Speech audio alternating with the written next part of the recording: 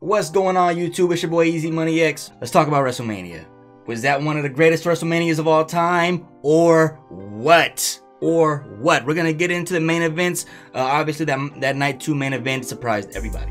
But I want to give you guys an honest review leading up to that, and I'm also going to compare these with how they stacked up with my predictions, because I was about 50-50 myself. I did pretty well. And if you have not seen my prediction video, just check my recent videos. It's gonna be right there. Or maybe I'll just link it in the bio below. First match was Rhea Ripley versus Becky Lynch for the title. This was a good match. It was a banger on the lowest of keys. It was a banger, but it wasn't that that hyped up match that they were leading it up to be. For example, they kept these two separated for over a year, so I expected at least 20 to 25 minutes. It landed at 17. It was a great match though, make no mistake. It was a great match. Plenty of spots. There were times where I felt like Becky could have won. There were times where I felt like Rhea would have ended it sooner, but regardless, it was a great match, and I think that the finish was perfect. Becky went for the finish off the top rope. She had bad intentions. She caught her shot, and I for sure thought it was gonna end the match. Rhea actually reversed it. Her finishing move, the Riptide, 2 times. One off the turnbuckle, and then one on the mat. Got all of her way into it. 1, 2, 3. Great match. Lasted about 17 minutes. I was looking for that 25, a little more drama in there, but regardless, great match. Great start to WrestleMania night 1. At the 6-pack tag team ladder match, this was a very good match also. And once again, like I predicted in the video, or in my prediction video, I knew R-Truth was gonna bring it. I knew R-Truth was gonna be the star of the match. I knew he was gonna bring the comedic relief, and knew he had a chance to walk out with titles. In my official prediction, I called the Judgment Day actually winning the Raw set of titles, but I felt like if they didn't, R-Truth and The Miz would. And on the SmackDown side of things, I got it right. I called it A-Town Down Under. I knew they were gonna take it, man. They just had the most pop from SmackDown going into the match. Now, when Judgment Day lost the titles, that's when I knew Damian Priest was gonna cash in on somebody, because Judgment Day, they can't look too weak on TV. It can't just be Rhea with a title. It has to be at least 2 of them. And if the tag team titles are gone, I mean, you can kind of see it. But this was a good match, and so far it kept WrestleMania night 1 off to a good start. The momentum is there now. We're into it now. LWO versus Dominic Mysterio and Santos Escobar. I had problems with this match. I won't lie to you. I had serious problems with this match. The match was okay.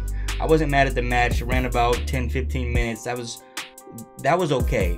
My problem with this match is, and you're gonna think I'm joking when I say this, and a part of me is, but a part of me is dead serious. I have a problem with Rey Mysterio not putting his own son over 2 years in a row. The first year we get it, you know, you did some scandalous things to your dad. Your dad had that coming, but come on, your son is the young talent, up and rising star, the most heat in the entire league right now. Put your son over. Put your son over. What are we doing? Put your son over, Rey. But once again, I'm kind of halfway joking, but I'm also kind of not. So just food for thought there. I actually did have Rey Mysterio losing this match. I thought Dominic Mysterio was going to win. Still early on in his WrestleMania career, I thought he was slated to get this one right here. But you know what? There's always next year, and I think next year he's gonna have a more pivotal spot on the card. But that's up to him. That's up to him. Next, Jey Uso versus Jimmy Uso. Yeet versus no yeet. I believe I had Jey winning this match. I did not want him to win this match. I feel like his brother Jimmy needed the win more, but you know, you understand how these things play out sometimes. It also kind of would have made no sense to have Jimmy win as well. So not mad at the result at all. The match started out fire with the entrances. They both have great theme songs. Jey came out with Lil Wayne. Oh man, I did not see that coming. We knew he was going to be there, but I didn't know he was going to be escorting Jey to the ring and joining in on his entrance and hyping the crowd up. Man, got us going. But the match quality itself, it didn't live up to expectation. It was a good match. It was a good match, and I liked that it kind of felt like it was evenly matched. They're both doing the same moves. Super kick, super kick, super kick, super kick. Uso splash. They're just hitting each other with the same moves. And there was a cinematic element kind of at the end where Jimmy got on his knees and said, hey, I'm sorry. I'm sorry. And then he ended up betraying his brother and hitting him with a Uso splash. So there was a little bit of that there, but ultimately the match started out very slow paced. The selling was okay. It just could have been better. For these two right here, in the caliber that they are, and the experience that they have, and the story that they came in with, it could have been a little better. But all in all, I'm glad that this match finally happened. I was looking forward to this match. I hope they can put it behind them now. Let's see where their story goes now. Bianca, Jade, and Naomi versus Damage Control. Good match as well. It didn't wow me. Going into the match, you could already kind of tell that Bianca, Jade, and Naomi were going to win. They're just too dominant compared to these three members of Damage Control who are not established outside of Asuka. How could they win that match? And like, you look at Bianca, Jade, and Naomi, and they just have like a certain aura to them that Damage Control could just not match.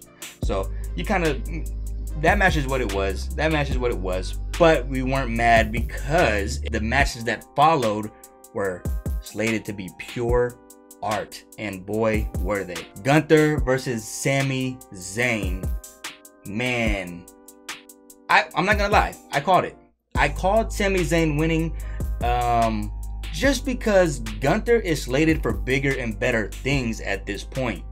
Gunther has held this title and has beaten everyone for this title. And some of these people he's beaten twice over for this title. It's time for him to be in the main event scene. He was in the last two Royal Rumbles, in the bottom 5, in the top 5 of the last 2 Royal Rumbles.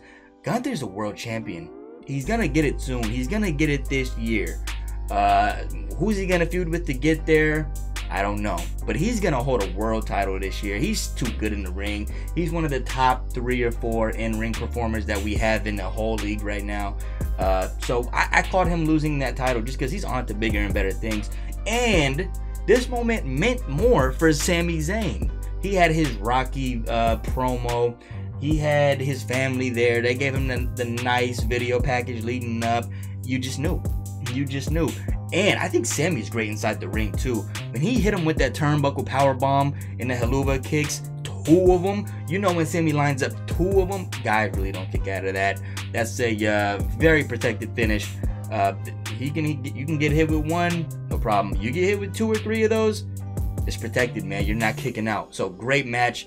I give that match 9 out of 10. 9, maybe even 10 out of 10. Gunther's acting and his cinematic moments with Sammy's wife was on point, just egging her on the whole time. Art. It was art. Alright, speaking of cinematic moments, now we get to the main event of night 1. The Bloodline, The Rock and Roman Reigns versus Cody Rhodes and Seth freaking Rollins. I know people think that this match started off slow, but when you have 4 seasoned veterans in the ring at the same time, you gotta let them cook. When you cook, what do? You put the ingredients in, you set the table. All of these things are happening at the same time. You see what I'm saying? So even though the match started out, you know they were just building something. They were building something beautiful. And boy, did this match get beautiful. The minute all 4 men stepped in the ring and they decided we're gonna split up, that match turned completely upside down. It got crazy after that. And some of the spots in that match, man, gave me insane goosebumps. Like The Rock going through a table. Who puts The Rock through the table? That was nuts. Like when Roman Reigns speared The Rock. What? Who could have saw that coming? That was nuts. Ups when Cody Rhodes and Seth freaking Rollins hit the double pedigree on the Tribal Chief in the final boss. That was nuts. That's art. That's cinema, man. That's a great match. And despite the slow start, it finished off 11 out of 10. 10 out of 10 is not enough. It finished off 11 out of 10. And the ending was fitting as well, because after Roman Reigns hit Cody Rhodes with that final spear, The Rock came in, gave him a rock bottom and people's elbow. They left Cody in the ring, matching the same look he had at the end of WrestleMania 39. All doubt. The way they wanted to make it seem was like, now he's doubting himself. There's no way he can get this done. There's no way. But I mean, if you pull back the curtain and think logically, you knew that if if the Tribal Chief and The Rock were losing night 1, Cody was winning night 2. That's my only critique. WWE has to do a better job with that.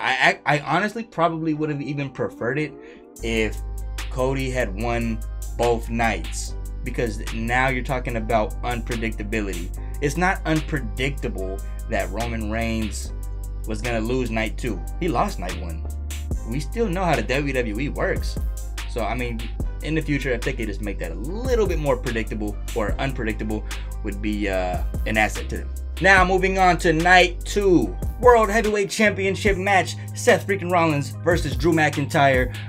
We knew that this was going to be an uphill battle for Seth Rollins, considering the amount of damage that he took in night 1 in the main event. But he's the champ. We've seen him overcome these moments plenty of times. Let me say this match started out beautiful. The match started with a Claymore, bing, connected. I thought, no way they could actually do it, right? But maybe they just might. Seth, of course, kicked out, and they in turn put on a crazy good match. I think Seth took like 3 or 4 Claymores. And it wasn't until that 4th one where he looked at the camera and said, "You're going to have to kill me to get this." And then Drew hit him with one final deadly Claymore, point blank range. Didn't wind it up, just point blank, bing. Yeah, that was it. And Seth's emotional moment after, where he told Drew, "Hey, you deserve it.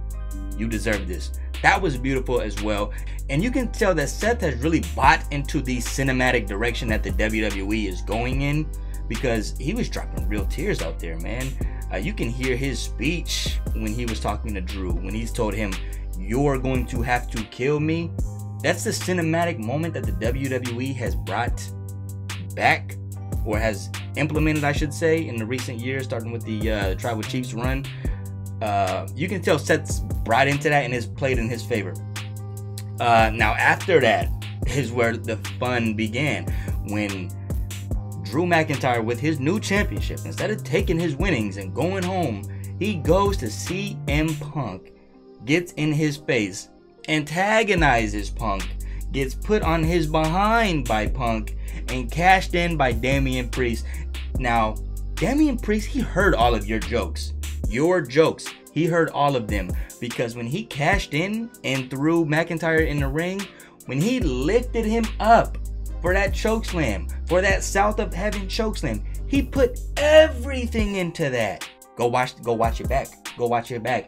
He had him up here, not here. You know, some people do the chokeslam. He had him up here. It was. I'm like, if you're Drew McIntyre, 270-pound man, I mean, how could you look in the mirror when you get back to the room after having a grown man have you in the air that high for that long, and then slammed his ass? Crazy good cash in. Beautiful moment. Night 2 was officially off to a hot start. Street fight, Philadelphia style street fight. The Pride versus Bobby Lashley and the Street Profits. That was exactly what the card needed at that moment. With Snoop Dogg on commentary, you knew that match wasn't gonna fail. I know that was a strategic decision by the WWE. It was perfect. They did have one botch that kind of made the match a little tough to look at. It was when they were going for the finish. They put Karrion Kross on the table, and the table just broke. Kind of took away some validity there. But these things happen. We get it. But all in all, okay match. U.S. title triple threat match. Now, going into this match, I already knew Logan was gonna win. He's the younger guy. He's the most talented guy in the ring right now. Not the most nuanced by any means. That's Randy, which is why Randy carried this match. Make no mistake, we have to appreciate Randy for what he does. He carried this match. He was involved the most. And if you ask my opinion, he had the best spot of the match, the moment of the match. When he took Speed, threw him on that table, and RKO'd him on that table, beautiful moment, art. The only thing that didn't happen that I wanted to see happen, I wanted to see Randy put Speed through the table. And I'm sure that probably was the plan, it just didn't happen. Sometimes those RKOs, they just don't break the table. Some of them do, some of them don't. It happens. But regardless, Speed took a RKO. Beautiful moment. Logan would in turn capitalize off all these distractions and get the win. but you kind of saw that coming, right? I mean, going into SummerSlam, that's his home city. He has the title. I'm sure they're probably gonna have him hold it until then, if I had to guess. But overall, good match. Logan, he has a bright future in the WWE. WWE Women's Championship match: Io Sky versus Bayley. The wrong person won. I'll say it. I get Bayley is the babyface and won the Rumble and probably even earned this moment. But man, Io Sky in ring is so good. I'm just, you know what? I'm an Io Sky fan. I'll put it out there. I'm just an Io Sky fan. I like her moveset. She's so good in the ring. Her character has nuance. She has a championship look to her, and she's the younger talent. Keep her over. Put her over. What are we doing with this Bayley thing? We don't need a babyface champion right there because of what happened in the next match. I know you don't want 2 women heel champions. It could have worked though. I mean, Rhea had a stare down with Io just a month ago. It could have worked. But regardless, Bayley won. The match was a banger. The match was a complete banger. I just kind of feel like Io carried it. Bayley, she did her thing. She was there, but I just feel like Io was the rightful champion and should have retained that title. But you know, we'll see where we go from here. Obviously, she's due to have a rematch. Let's see how that goes. I do think Io ends up winning that title back though. The Tribal Chief Roman Reigns versus the American Nightmare Cody Rhodes, night 2. This is it for all the marbles. Where do I start with this match? This match was good. It was off to a great pace. It wasn't slow, it wasn't fast. It was beautifully paced to start. A lot of nuance there. It went to the crowd, got the crowd involved, and the crowd was hyped for this match. You see, Roman is so good at just talking to the crowd, playing with the crowd. Roman is just, you know, you can't say enough good things about him because his character is so nuanced. There's so many layers to him. His in-ring ability is so nuanced. There's so many layers to it. He's fighting Cody at the same time he's fighting the crowd. He's telling the crowd, hey, shut up. He's playing with them. It's the little things that make a champion. It's the little things, and Roman is levels above when it comes to that stuff. But you know, Cody's a new champion. He's gonna get this stuff figured out also. So the match was going fire, and then the run-in started happening. It started, Cody had Roman in the crossroads and then gets super kicked by Jimmy, to which Jey Uso then comes out. They get into an altercation on the ramp, spears Big Brother Jimmy through a table off the ramp. It was nuts. Beautiful moment there. Now after Cody regains the upper hand, then what happens? Solo Sikoa comes and they deliver a spike spear to Cody. To my amazement, Cody kicked out of that. Crazy. I almost kind of wish, you know, he took a different finish right there, just because that move should be protected. I would like, you know, for that move to be protected. You're taking 2 finishers at once. That's the same move that put John Cena away. They put him on the show for months. Speaking of, John Cena would then run in, give Solo a FU, I'm old school, or what do they call it now? Attitude adjustment. Gives Solo an attitude adjustment in the ring, picks him up, gives him an attitude adjustment through the table. Now, as John Cena has the upper hand, the final boss comes out. The Rock would then come out, and it would turn into pandemonium. Biggest match of all time from 10 years ago. They're face to face again. We were lucky to get Rock Cena 1. We were very lucky to get Rock Cena 2. We're seeing a abbreviated version of this a 3rd time. It was masterful. It was art. John Cena would throw a punch and would get Rock bottomed. And as soon as Rock now has his eye set on the American Nightmare, gong, the Undertaker of all people show up. Now, I'm not quite sure what happened here. This was rumored to be Stone Cold, and Stone Cold would have been more fitting here, but maybe the deal fell through last minute. Maybe something personal happened, who knows. But regardless, the Undertaker choke slammed the Rock, and when the lights came back on, Rock disappeared. It was beautiful also. That would set up Cody to finish his story. Hit Roman with the triple crossroads. Game over. He finished his story. It was a beautiful moment. And it was a moment I did not anticipate. I saw Roman winning this match just because of how good he is. Just because of the draw he is. Just because of the merchandise monster he is. I didn't think Cody was ready.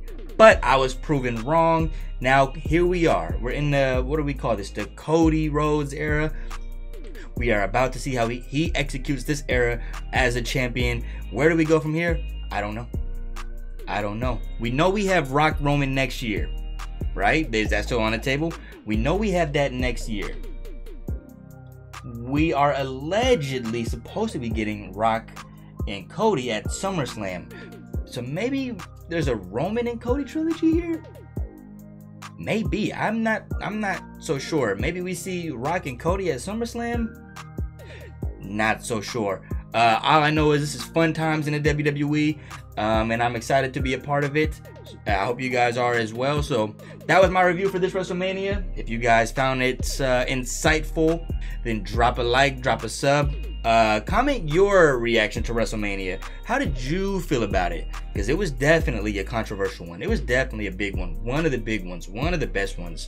But until next time, YouTube, it's your boy EazyMoneyX.